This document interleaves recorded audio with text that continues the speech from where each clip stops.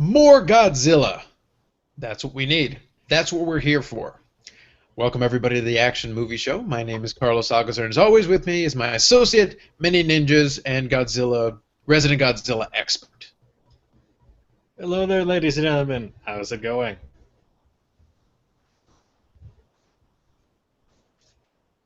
Yep, no response. Yep, still waiting. Oh, we'll get it one of these days. Anywho, the soup du jour today, while I recently have been kind of handed a series of Godzilla and general monster films as of late, which I'm going to have plenty of fun watching at a later time, the one we're going to be watching today, or not watching, but still really talking about for this particular review, will be the 2014 legendary Godzilla. You might want to tilt that a little bit. You got most of your lens glare there. There you go. How about now? Much better. Much better. There we go.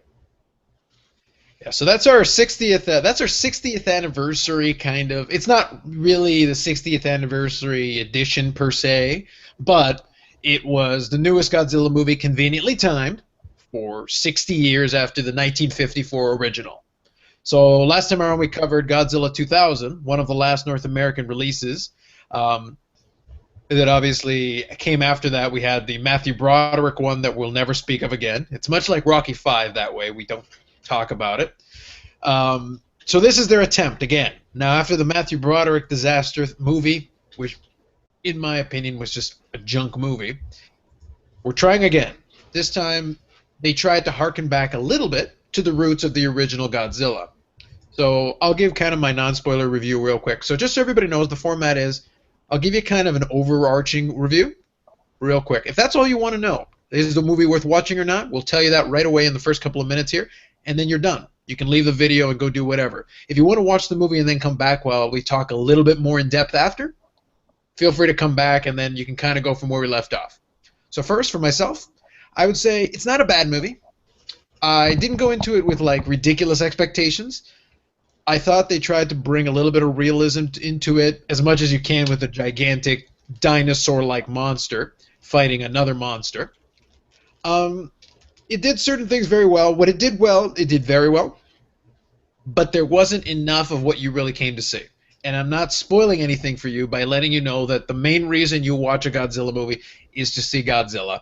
We're really mostly interested in seeing the monster fight, how long it takes us to get to the monster fight, how good the monster fight is. That's really what's going to determine whether the movie's fun or not for a Godzilla movie. It's that simple. For me, I'm kind of like in the middle with it.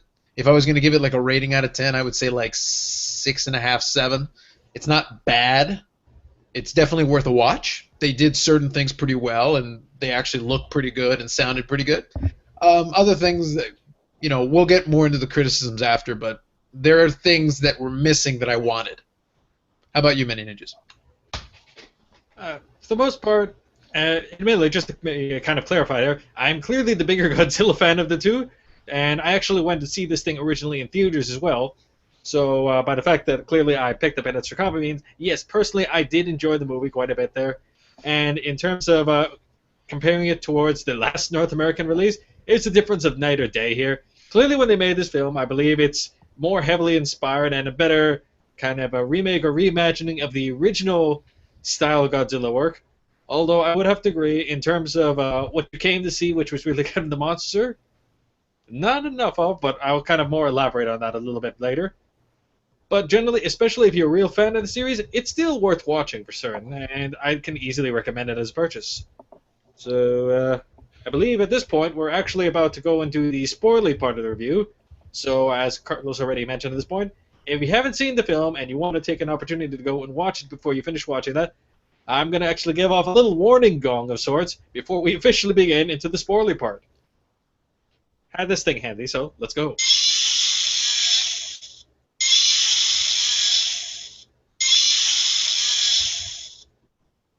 And at this point, we're now in the spoiler part of the review. So, who would like to begin? Why don't you go for it? You've got kind of your. I can tell that you've got a couple of thoughts lined up already. What you want to think about? Go for it, and I'll join you from there. All right. To kind of elaborate to what I was just describing there, let's be honest. If you're watching Godzilla film, and as you can kind of see, no shortage of it at this point, what you really want to see in your general Godzilla film the big focus is not so much on the people, let's be honest, although they try to spend quite a bit of time elaborating the human story. What you want to see is the monster fight.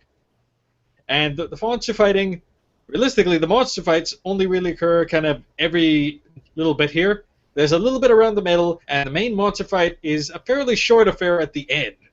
And while you see a lot of the first appearing Mutos, as they call them in the film, I can't remember what the acronym means off the top of my head. It's a bit of a long one there. Generally, in terms of the actual big draw Godzilla, you barely see him until the actual end of the movie itself. And even then, it's with a lot of intertwined parts with the role of Ford Brody, as portrayed, one second, I'm getting the name here, by Aaron Taylor Johnson. Most of the film is going to be spent covering Ford Brody and everything going around him and with his family, not so much on the monster part. While I have to say, all things considered, it's nowhere near as ham-fisted as the last North American release, and their focus on all their individuals that they had there. It's still not the big focus there. And quite frankly, with the other actors available, you could have had a better focus, but that's going into my next point, a little too soon.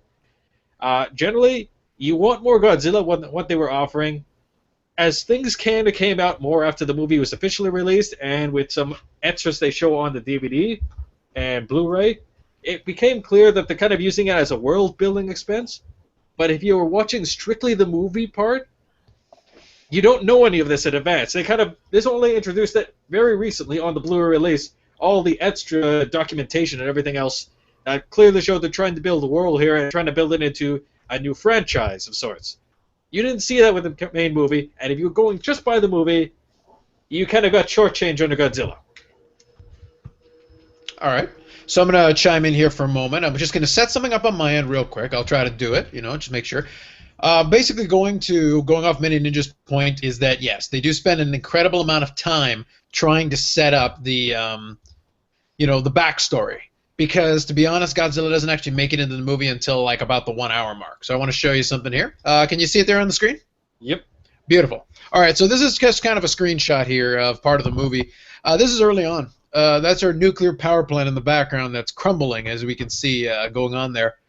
This is part of the early part of the movie where you've got one of the creatures escaping from basically these ruins where the eggs were found. One of the creatures escapes.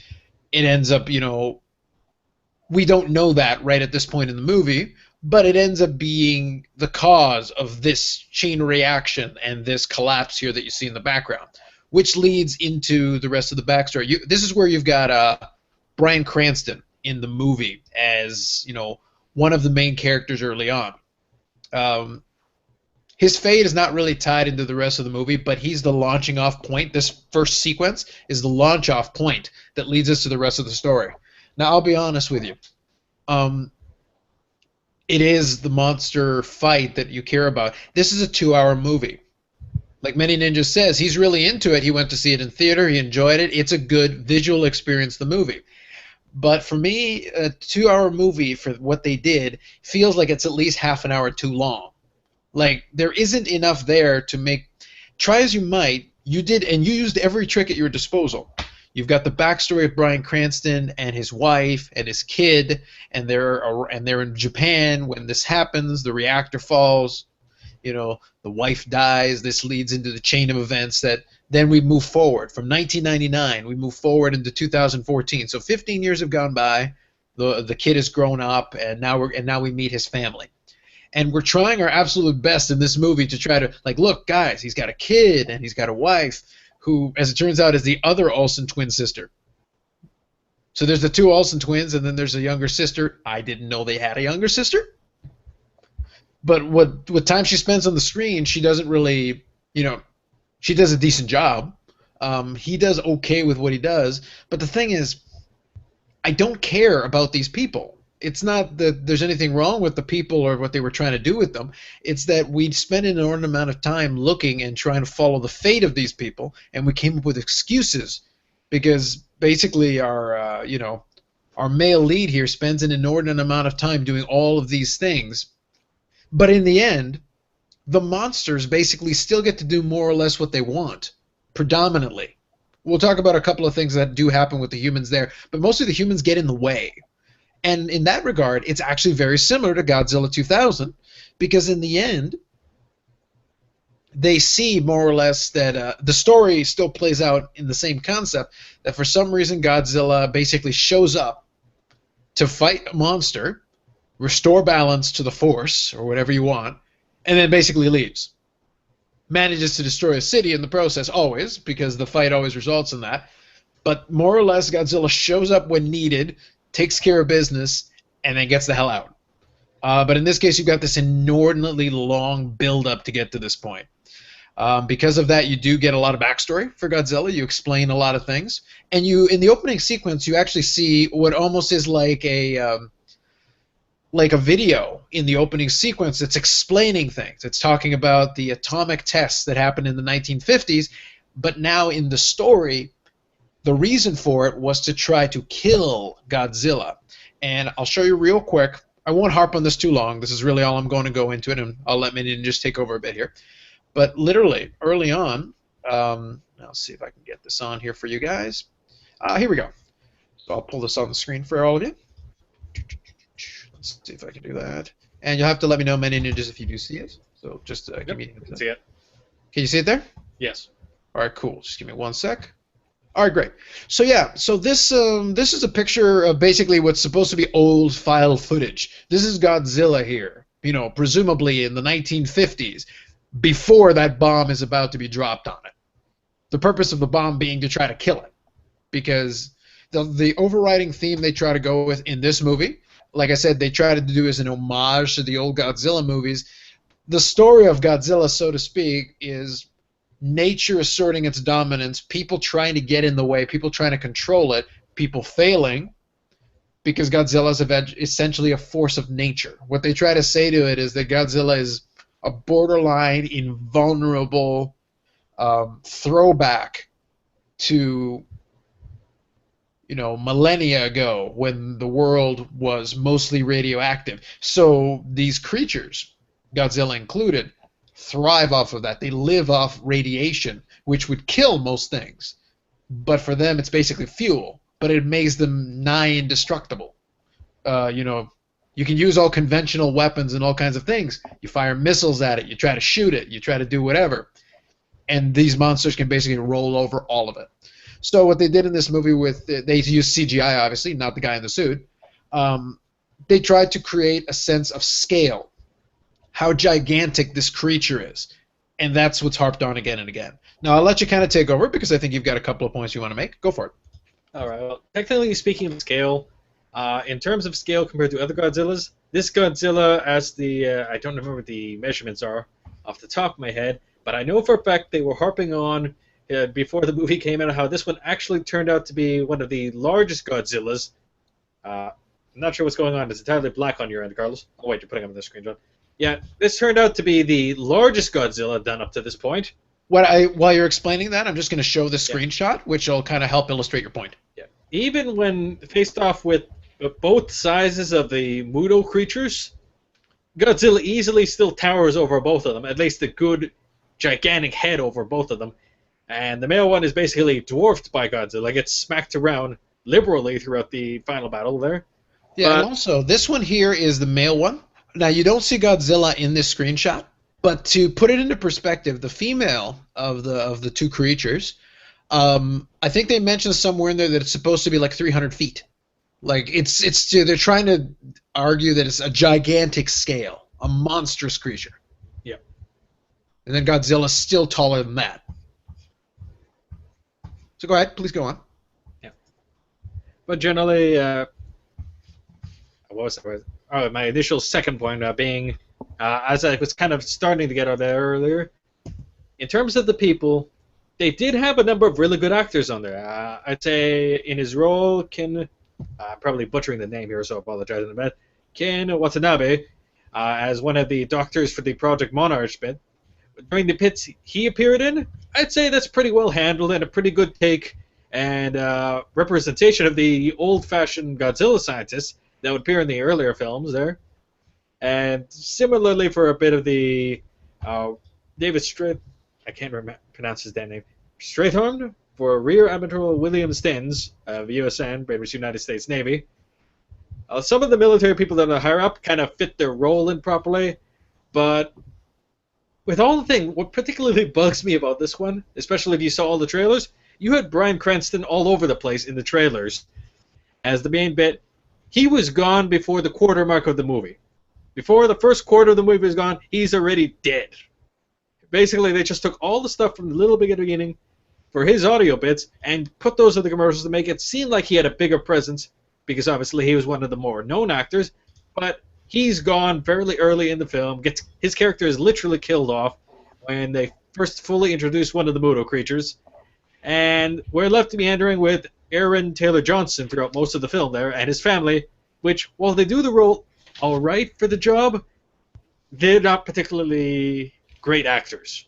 They just kind of fill the role there, just kind of fill in the gap and transition from one scene to the next in order to see where the monsters are moving to, and that's the justification for where they are, and how Johnson as Ford Brody keeps getting moved all over the place to try to follow where the monster's going, which is conveniently the same city where the rest of his family has been the whole time. Yeah, no, it ends up being like this whole human drama you're trying to put underneath. I think it's part of the way that the director decided to try to shoot it. A lot of the stuff, when you do see the monsters and things, you really are focusing on the human end of it. So you're looking at a lot of things from the perspective of people. So even when you see some of the monsters, or when you see some of the fights, so when you look at it, the fights, like I'll give you one example here, just so you can see what I'm talking about, but I'll show it to you. And you can comment on this also, Manyninjas, if you want. So let me know again if you do see it. It'll take a moment. Yep, I can see it. Okay, so this is a picture, like you can see right now Godzilla, but you can also see like one of the creatures. It's a little blocked off and blurry, but you can get the idea. But the point is, if you look, you've got like the two black things there. That's because there's a door that's closing. You're looking at the fight from the perspective of a person who is taking cover in like a bunker. A person that is trying to take cover to get away from this, this fight that's happening. And a lot of the scenes and a lot of the fight scenes and things are super, super dark. Like it's really, if you've got a good TV with decent picture and everything and good, a good black display, you'll be able to see what's going on. It's okay. But everything, when you try to stylistically do that, it's like we're showing it from the perspective of humans. This whole long fight is supposedly happening throughout the movie, but you're seeing a fraction of it. You're literally seeing, like, I'll show you a minute of this fight or 30 seconds of this fight. Oh, and then back to what our hero's doing. Our hero doesn't do crap for most of this movie. And really, Godzilla is the star of this movie. Why isn't Godzilla featured as the star of this movie? His name is the title. Yeah, what Carlos didn't mention is during that little bit where you're seeing the viewpoint, I believe it was the wife ducking for cover inside of one of these shelters, which I think was the subway. They were just starting the fight there, and as the doors closed, they cut to another scene. They cut the monster fight just as it was getting started. Even when I was originally going with the theater and talking with two of the people there afterwards, which I believe I have just a short review bit right after we finished the theater viewing, one of the people I was talking to, or went to see the movie with, commented like, they hated how they literally started off some of the monster fights, including that specific scene, and just as we're starting to get the good side, bam, doors close, transition to another scene with the damn people. Because that's what they did a lot of in this film.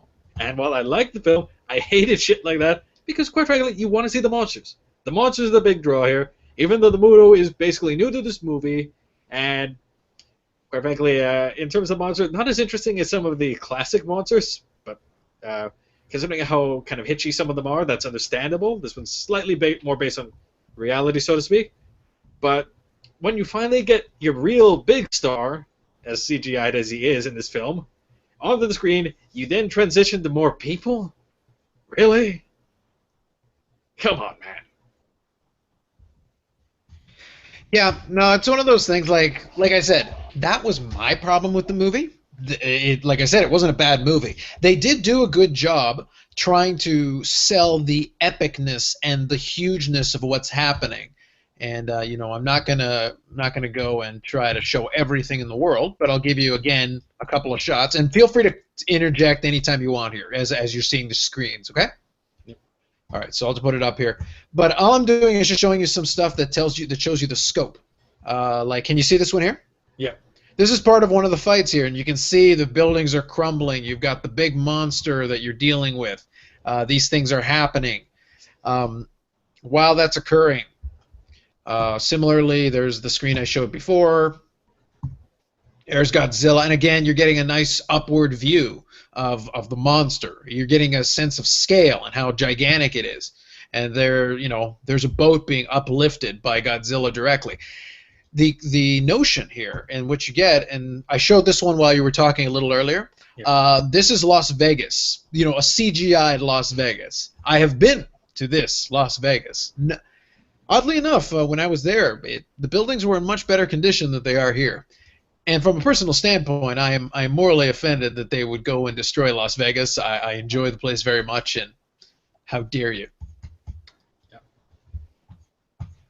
But generally speaking, the whole point is, in terms of your namesake for the movie Godzilla, you didn't see enough Godzilla.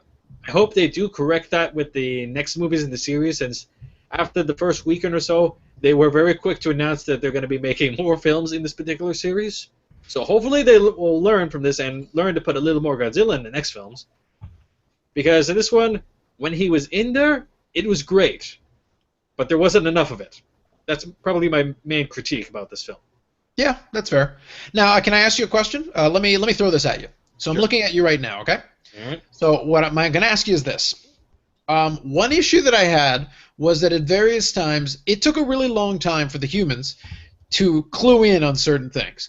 Eventually, because they were struggling so much to be able to actually do anything to any of these creatures, they could track them, they could follow them, they could do all. And in reality, was the Mutos, because of their radiation, could emit EMP waves, which could knock out all electronics, which makes perfect sense. A couple of things that are always a thing. So, doing a comparison to Godzilla 2000, you have the scientist, who's more or less the same idea as the one in the Godzilla 2000. The scientist advocates for leave the monster alone. I think Godzilla is a super predator who only shows up now because this thing's here. It's following this thing. It's following these two. It's trying to kill them. Get out of the goddamn way and let Godzilla do its thing. Very similar to what the scientists in Godzilla 2000 advocated, almost a similar notion. Well, we can study it, don't try to destroy it, get out of the way and let's let nature take its course a little bit here. But human beings, for the most part, are painted as really being moronic, because all their efforts really just get in the way or make things worse for the most part. The only thing effectively they manage to do is when our hero, our male lead here, manages to destroy the eggs of the female Muto, which causes a distraction in the monster fight, which allows Godzilla to gain the edge on the other Muto, kill it, and then move on. But it took a damn long time to reach that stage in the movie. Like, it felt like it was dragging on for a while. And then finally, literally, like an hour and a half into the movie, like I wrote it down because it was like, finally, we had the realization from the character. Somebody's like, let them fight. What you need to realize, it's not so much that people are idiots, is that as a general trope in all Godzilla films, anytime there's a noted military presence, it's the military that are idiots. They always present the military force as idiots. Generally, the films are more either on the kind of viewing things as through a scientific lens or an environmentalist lens. Strictly, you'll notice it's kind of got a big anti-nuclear message for a lot of the older ones, and it's still somewhat applicable here as well, to be honest. Because considering how that's kind of the big issue or that draws them out in the first place, the proliferation of kind of nuclear power, nuclear weapons, that's what draws them out. They try to blow up the monsters with nuclear weapons during this whole time. And funny story, it turns out they ate some of the smaller bombs and nuclear items that they came across, and yeah, that was their food all along, so you've just been feeding them. Correct. And then it's like, even after learning that, they realize, or they come to the conclusion, they're like, okay, we're going to blow up a nuclear bomb, but what if they try to eat it again? We're going to blow it up from a long enough distance that the shock wave should kill them. Yes. Yeah. Yeah, it was some Definitely. bad logic that the scientist was trying to point out the stupidity of. Now, I'll throw this one at you to my point that I was making. Yeah. Like, in agreement with the idea that the military is kind of stupid. So they're realizing that you have the other Muto egg. So this is when the second Muto is going to show up, the female one, the larger one. So they go and they're going to go check out the status of the egg. Where's the egg? The egg is in a nuclear waste disposal institution that the United States has, and they're looking through all the doors of all the different vaults. And the reason I brought up this screenshot here that I'm going to show you, and you can see it there on the screen. Let me put it up here for you. Yep. That's the hole in the back of the vault where the second Muto escaped. They have a helicopter that literally flies by right after. As soon as they open the vault and see this, what they end up seeing is a big hole. It's not this one here. I'll show it to you guys. Right there. Yeah. So they open it up, and this is what you see when you look through the you open up the vault door. You see basically open sky. There's a helicopter right there, and then this is the hole, the crater that's been made. I have a Yeah. question. Why would you even need, if you have seismometers that can detect large disruptions, you've got all this technology, you've got satellite technology, you've got all these things, you can't see something that produces a hole this size at a government facility. You didn't hear the sound of an entire wall of sheetrock being destroyed and something walking away, something 300 feet in size walking away, waltzing out of the government institution that's manned by military personnel. Well, technically, when they get there, it would look like, at least it seems to imply, because of the sheer number of radioactive things there are no personnel actually present inside the facility. You don't have to Which, be inside. This hole is on the outside. yeah. No, I mean, on the inside. Otherwise, clearly, if there was someone close enough or in the side, I imagine they would have reported the damn thing as having been broken. So I'm guessing, okay, because of the sheer amount of radioactive stuff, there must have been no one inside the facility. But base question, one, you have a helicopter fly by very shortly after they open the door. They realize there's nothing on the other side. Why did you not send the helicopter to bring stuff in the first place, or to take a quick look, just to make sure everything was kosher? Two, why is there nothing around the perimeter to make sure that nothing is intending to get into the facility? That would have been able to see the same damn thing. And three, actually, I don't even need a three. I think those two are enough. I just think the picture of the gigantic hole is damning. If that's the whole idea, is like, this is how dumb you guys are that you literally can't even see a gigantic hole has been made. Why? Why are we even bothering? All right. Yeah. Does that I think that kind of covers that point. I think we're pretty much good on that one, are we?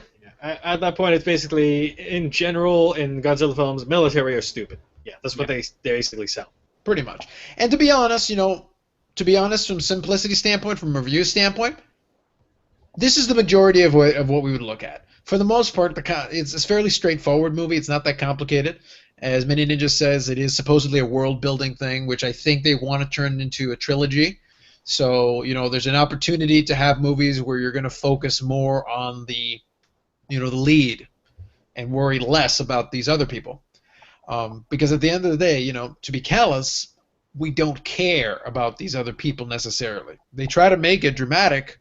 They try to inject drama that way, but it doesn't make a difference. I'm not invested in the fate of these other people. We're invested in is, what I'm going to put up here, and I'll just leave it on while we talk about it. The last important thing. Bottom line, this is what we pay. This is what the people pay to see. This is what the people want, and here it is. This is an improvement over the last U.S. Godzilla film, just because of this alone. So there it is. Atomic breath. Godzilla firing it up. Now, I will just say, because there's not too much to say, the monster fight, like we said, the parts that they did show was okay. Now, I have a question for you. Did it strike you as funny that in the end, and I'll see if I can pull it up here, did it not strike you as funny, here we go, did it not strike you as funny that in the end, the way that Godzilla eventually destroyed this creature is not exactly the same as in the Godzilla 2000 movie? but conceptually similar. Atomic breath at close range into the mouth. It works. Yeah. And what you don't see, because this is this still, is Dunzo. It doesn't. The thing didn't explode.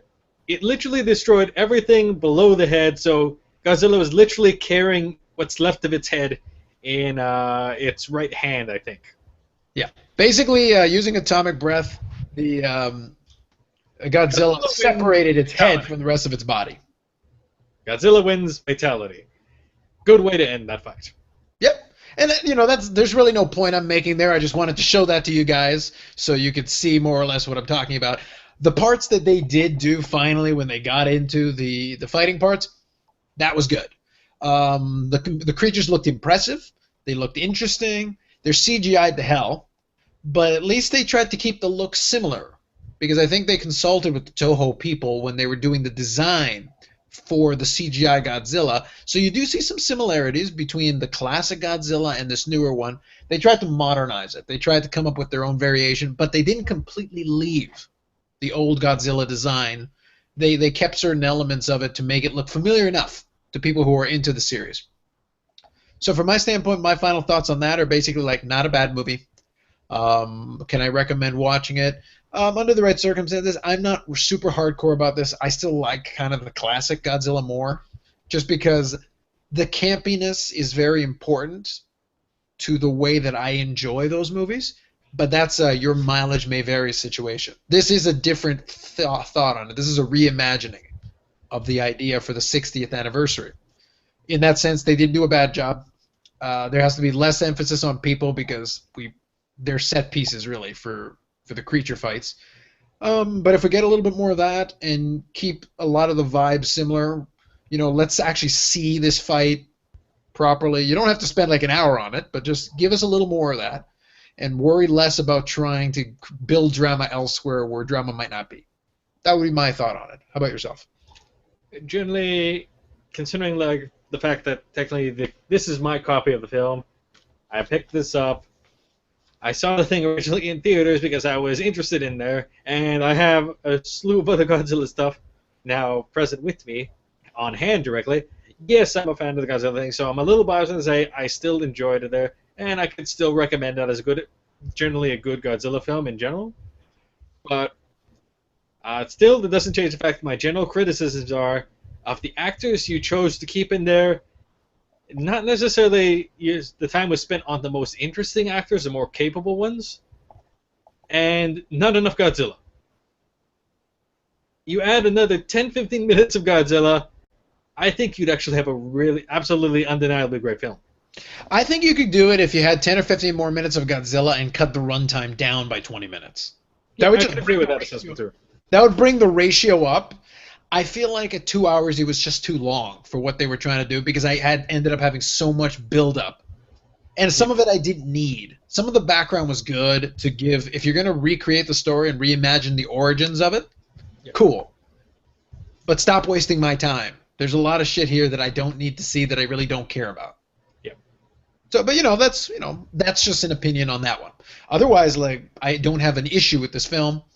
I can certainly recommend it. Now that it's out on Blu-ray, eventually it'll probably end up on the streaming services, the Netflix of the world, Amazon Prime, whatever, those kinds of things. At that stage, absolutely, check it out, watch the movie, and if you're really into it, feel free to purchase it because it doesn't shame. It's 1,000 times better than the last Godzilla movie they tried to release in North America, without a doubt. So, Mr. Manyninjas, shameless plugging, and then we will reveal what's coming up next time that we speak. Continue. All right. In terms of shameless plugging, I'm trying to do a few more videos related to stuff that would actually fit in with the general Halloween thing. I'm actually working on another video, or the audio for another video, probably directly after I'm done here. So I'll be cutting that out a little shorter there.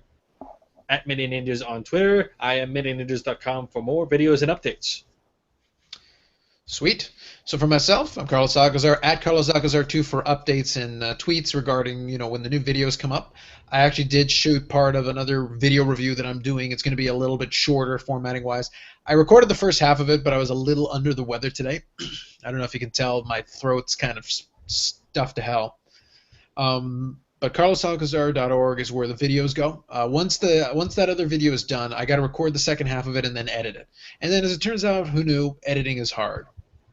But once that's all done and I get it all complete, it'll end up on the Twitter and it'll end up on the site, so you'll be able to see it. And feel free to flame, because that's what people do on the internet. So, Mr. Manyninjas, what's coming up next time on the show? All right. Next time on Action Movie Show, I Am the Love. Not that one, but a much better film. Yes, this is the Dread movie with 100% less Rob Schneider, which is a win. I'm not promising that there will not be references to the Stallone one, because I enjoyed it. Yeah. Its tackiness was gold. But we'll have a little talk about that. We won't do a separate review for it, but I would like to do a little comparison, and we'll talk about next time, between that movie and this Dread that came afterwards. And definitely we'll have a few things to say about that. All right, indeed we will. A very confusing conversation is coming up next week. I can tell right now. Anyway, ladies and gentlemen, I believe that's all up for this particular episode. Like, subscribe, and comments below.